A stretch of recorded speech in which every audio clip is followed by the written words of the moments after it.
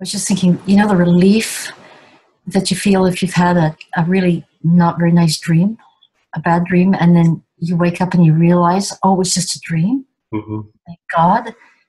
And I'm going to aim to see if I can feel that way about this dream that I call my life. Maybe get that same sense of relief, like, oh, it's just a dream. Yeah.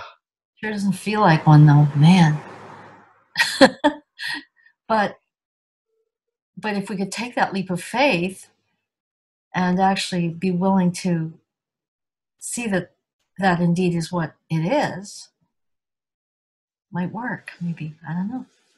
Well, here's the thing, though. It's actually not a leap of faith that's required.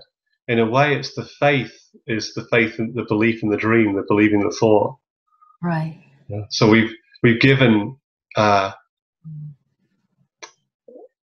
trust. We trust the sort of consensus story about reality and the way that we've been taught to think about ourselves and to think about other people and what's here and what's going on and what matters.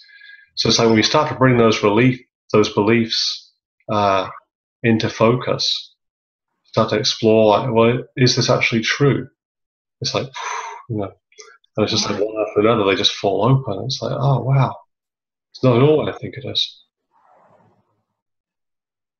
It's like we can look at like really core beliefs, like sort of, this is one of the exercises we did a couple of weeks ago, where whatever thoughts come up, we look at like, what's the core belief here?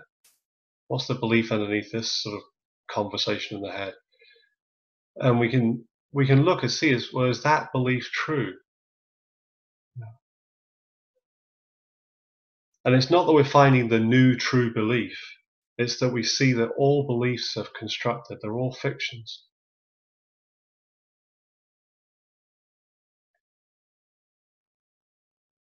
Now, this is not at all what we think it is.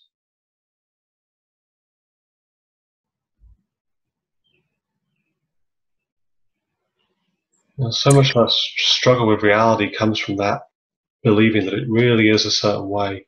Because as soon as we believe that it really is a certain way, then we have sort of a license to go to war with reality. Mm-hmm. It really is bad. It really is not the way it's supposed to be. Mm-hmm. Or it really is the way it's supposed to be, and I've got to protect it and defend it and hold it tight. It's just like, as we pull it open, it's like, well, we have no idea how it's supposed to be. Obviously that's completely made up.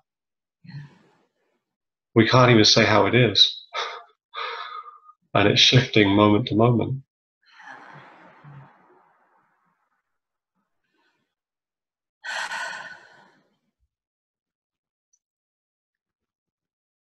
Yeah, always this desire to nail things down. Yeah. To know. And to... It's like, in order to know myself, and mentally, to think I know myself, I have to make myself into a thing. I have to be definable. Yeah. I have to locate myself in some tight situation, where everything around is framed as well.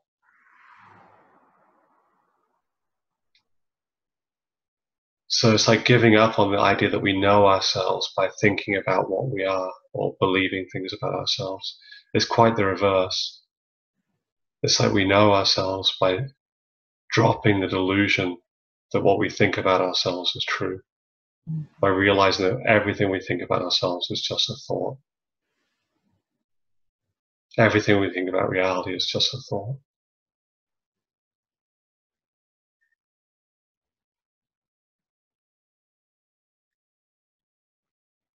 And then it's like we're inviting ourselves to be shown what's here, moment to moment, not so we can come up with the right idea and go back to sleep again, but just to be really here, alive, not knowing, open to what's here, receiving what's here.